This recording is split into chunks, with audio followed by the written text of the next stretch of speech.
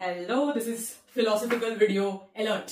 क्योंकि apart from the facts and this that जो exams में पूछे जाते हैं या जो नॉलेज के लिए होता है, एक बहुत ही अहम हिस्सा होता है कि हम एज ह्यूमंस क्वेश्चन करते हैं चीजों को कि ये ऐसा क्यों है, वो ऐसा क्यों है, जिसमें बहुत सारे मेरे सवाल तो बहुत सारे फिलोसॉफिकल होते हैं।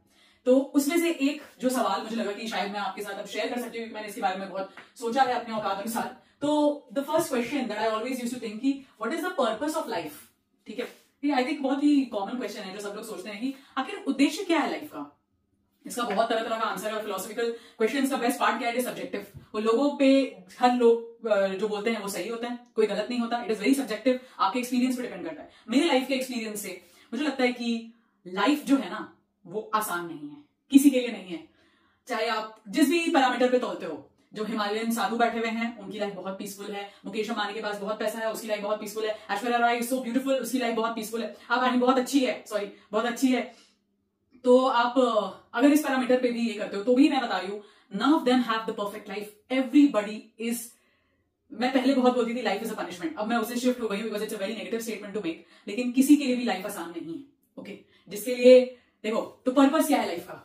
मैंने इसका एक शॉर्ट आंसर यही बनाया, लाइफ का पर्पस है लाइफ को आसान बनाना। ठीक है, सिंपल यही है, पर्पस यही है लाइफ का। क्योंकि ये ऑटोमेटिकली गिवन है कि ये मुश्किल है, तभी तो बुद्ध भगवान भी जा रहे थे घर छोड़ करके। बहुत लोगों ने ऐसे इनलाइटमेंट, मतलब आप देखो ना, what are people doing, it's very difficult, और हमें उसको आसान बनाना है, यही पर्पस है लाइफ का। कुछ लोग गोवा जाके लाइफ को आसान बना रहे हैं, कुछ हिमालय जाकर के आसान बना रहे हैं। Depends on you, how are you making your life easy.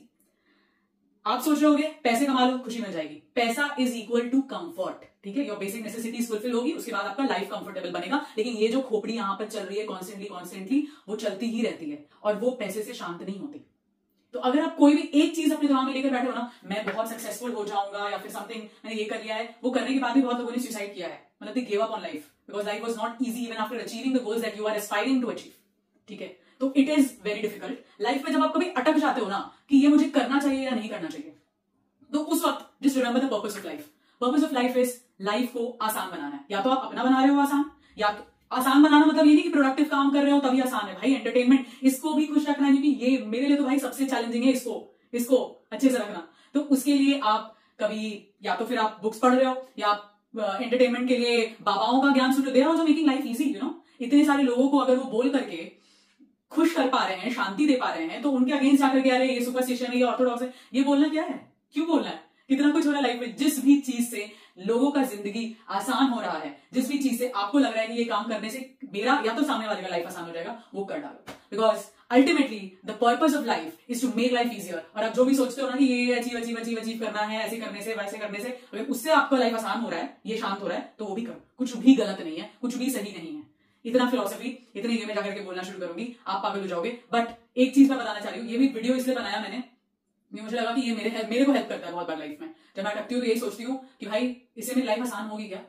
ठीक है, और लॉन्ग टर्म में भी सोचना है, ये नहीं कि इंस्टेंटली आसान हो गया और उसके बाद फिर बेड़ा करके चोरी कर लिया और उसका जेल में पड़े। Okay, use your intellect and then make the right decision. So this was all from my end. I hope that it helps you someday in your life, and if it does I will be more than grateful and happy. So that's it, thank you.